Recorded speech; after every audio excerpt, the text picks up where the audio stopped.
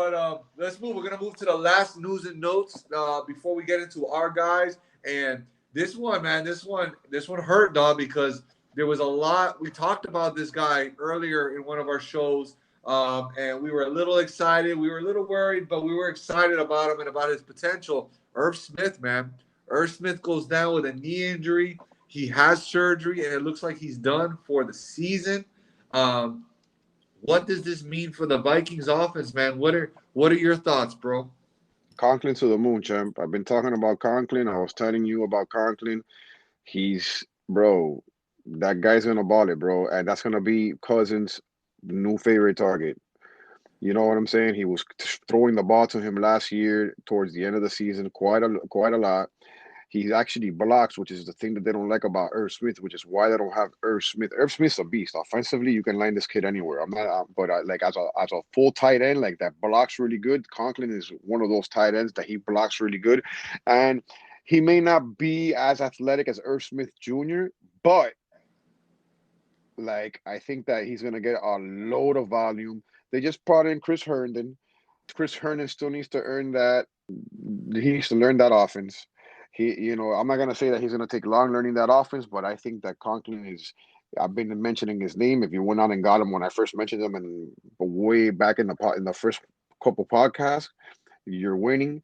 If you can get Herndon, if you feel like you need insurance and you want to pick up Herndon, go ahead and do it. But I think Conklin is the more complete tight end here, and I think that Cousins is going to resonate with this guy. And he's not.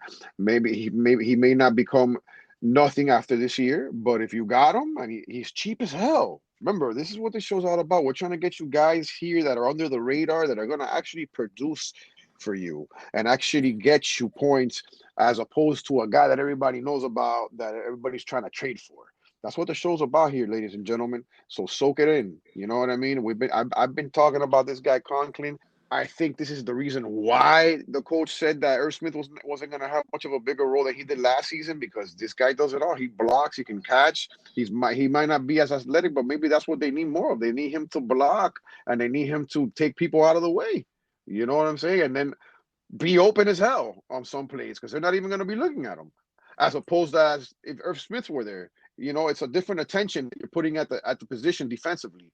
So I think this could be a very very huge sleeper and a good situation for a lot of people, and he's available out there.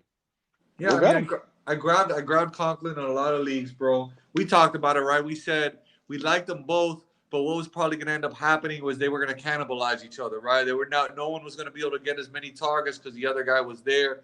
I do worry about Herndon a little. I mean, they traded a fourth round pick for him, bro. Like, I mean, I don't know why they traded a fourth round pick for him. He's never been able to do much with the Jets besides his rookie year. Remember, they don't even have a number three receiver there, bro. They're lacking talent on the offensive side of the ball. They don't. Who's the third wide receiver? Is it Emar Smith? Is it gonna be BB? Is it gonna be the other guy? We don't know. We don't know what's going on. So they're weak at those positions on the offensive side of the ball. And I think that Herndon just gives them depth. I'm not saying that Herndon's not gonna play because he's definitely more athletic than Conklin is, but maybe he just gives them an extra body to run a two tight end set.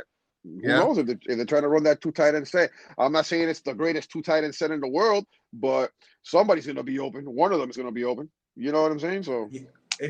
And what it tells me too is it tells me that maybe I was a little too low on Adam Thielen this year, bro. It tells me that I think Adam Thielen, like you said, they don't have a wide receiver three of consequence. Irv Smith goes down. Herndon not that well. So we got Conklin who steps up. Maybe he does good, maybe he doesn't. But that I think that means Adam Thielen's gonna get the targets, man. I think he's gonna get the targets. He's gonna get the shots in the red zone, right? Because let's be honest, that's what Irv Smith was, right? He was a big body, athletic freak who could catch touchdowns in the end zone. That was a lot of my concern with Adam Thielen last year, who had 14 touchdowns. I could not see him coming close to that number again this year. I don't see him getting 14 touchdowns. But this means that I think Adam Thielen solidifies himself again as a wide receiver to own this year, a wide receiver too. And all the people that were buying him up cheaper this year, or not for dynasty, but for redraft, or if you're a contender, I think Adam Thielen gives us one more year of good production, bro, before he falls off. He's gonna definitely get the targets, and I think you're right on there, brother. He's gonna get the targets. There's nobody else to get the targets from him, and Yeah. he's already cemented in that offense. He's thrived in that offense. My only worry about him is his wear and tear. He's banged up, bro. Like he's been playing for a lot of years. If he can maintain himself, though, I think this is the great plug-in wide receiver too. He's gonna get the volume. He's gonna get it, and Cousins is gonna throw him the ball. You Yeah. know, it's not all gonna be Jefferson. Which is I think there's room for three to four guys to be relevant definitely in this offense. I think Jefferson's one of them. I think, and I'm talking about wide receivers because Dalvin Cook's obviously gonna eat.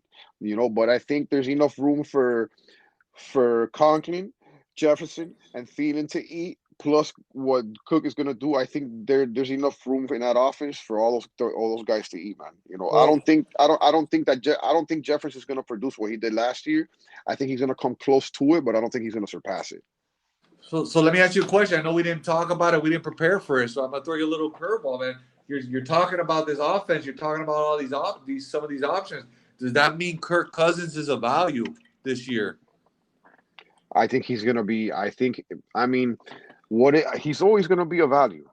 He's been first of all, he's with the same guys that he's been with, and he looked really good last year throwing the ball to Jefferson. He looked really good last year throwing the ball to Conklin. It's all a matter of can they protect him. If they give him time, he's gonna eat up the defenses, man, because he's got a lot of talent. Thielen is a very good number two, and he has very good rapport with Thielen. His chemistry with Thielen is awesome. You know what I'm saying? It's just a matter of they can block for him because he can't run. He's not mobile. That's the only bad thing about Cousins. But he's very gutsy, he's very, very scrappy. And if you give him time, he'll get the ball to Jefferson. He'll get the ball to Conklin. If he's getting rushed, he's going to get the dump offs to Cook. So, yeah, I think he's a value. I got him in my 2 QB league that you're in, the Dynasty Playground, man. I got him. I've had him. I haven't traded him because I ended up picking Kellen Mond just in case something happens to him, just for a backup plan because I really like his options this year. It's just to me the only concern is the offensive line. Do they protect him? Do they give him time? If that gets done, we're looking at a viable Kirk Cousins, man. We are. Yeah, I think you nailed it. I think he's always a value. You said it yourself, and it's just one of those guys that we don't think of wanting him because he's not sexy. He's not a sexy name, but he's your QB2 on a 2 QB team or a super flex, and you're gonna be happy with the results. So, all right, that's the news and notes portion of the show. I think we nailed a lot of information there. We did a little good. We did some good dissecting, but we're gonna go in. As people know, this is a brand new show. We've just been doing this. I've lost count of how many episodes, but we got to be within that 10 range, 11 range, something like that. So This this is is a our new. 10th. This is our 10th episode, Oh, buddy. I mean, we should have thrown a party, dog. I mean, the big. But so thank God JP's keeping track, man. But this is our first time, but hopefully we will have many shows like this every year.